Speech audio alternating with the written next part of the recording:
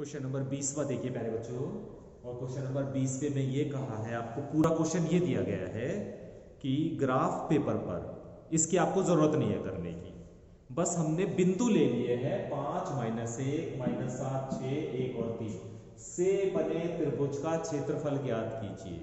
3 बिंदु हमें दिए गए हैं और त्रिभुज का क्षेत्रफल हमें ज्ञात करना है। हमने पढ़ा है फॉर्मूला कि त्रिभुज का क्षेत्रफल बराबर होता है 1/2 x1 y2 minus y3 plus x2 y3 minus y1 plus x3 y1 minus y2। तो प्यारे बच्चों ये 3 बिंदु आपको दिए गए हैं। इन तीनों बिंदुओं की सहायता से हमें x1 x2 x3 y1 y2 y3 की वैल्यू यहां पर रखनी है और हल करना है। देखिए ये है x1 x2 x3 y1 y2 y3 x1 x2 x3 y1 y2 y3। ठीक है, इन सभी वैल्यू को मैंने यहां पर रख दिया है।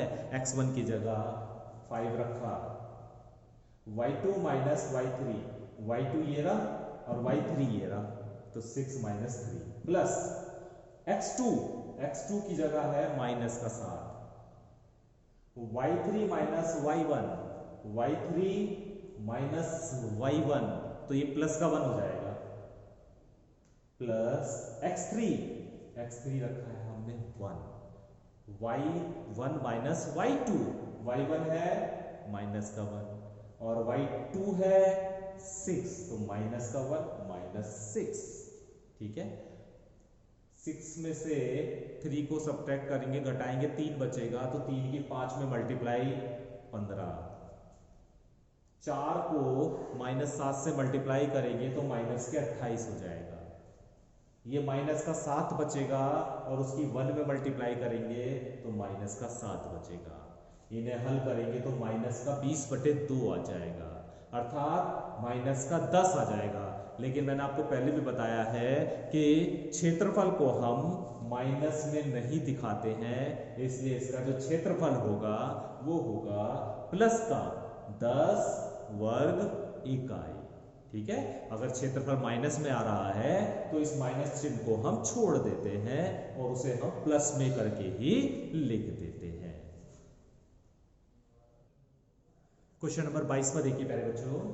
और क्वेश्चन नंबर 22वां पढ़ने से पहले हमें एक कंडीशन को याद रखना होगा कि यदि 3 बिंदु हैं और वो समरेख हैं या संरेख हैं तो एक कंडीशन होती है, और वो कंडीशन ये होती है कि त्रिभुज का क्षेत्रफल 0 के बराबर होता है। जब 3 बिंदु समरेख होते हैं तो त्रिभुज का क्षेत्रफल 0 के बराबर होता है। ये कंडीशन आपको याद रखनी है। ठीक है, तो क्वेश्चन नंबर 22वां इसी पर आधारित है। हमें ये कहा है कि ये 3 बिंदु हैं और तीनों बिंदु संरेख हैं। ये 3 बिंदु हैं और तीनों बिंदु संरेख हैं, तो a का मान ज्ञात कीजिए। हम जानते हैं कि जब 3 बिंदु समरेख होते हैं तो त्रिभुज का क्षेत्रफल किसके बराबर होता है? 0 के बराबर होता है। त्रिभुज के क्षेत्रफल का फॉर्मूला लिख लीजिए और इसे किसके बराबर रख के चलना है हमें? 0 के बराबर।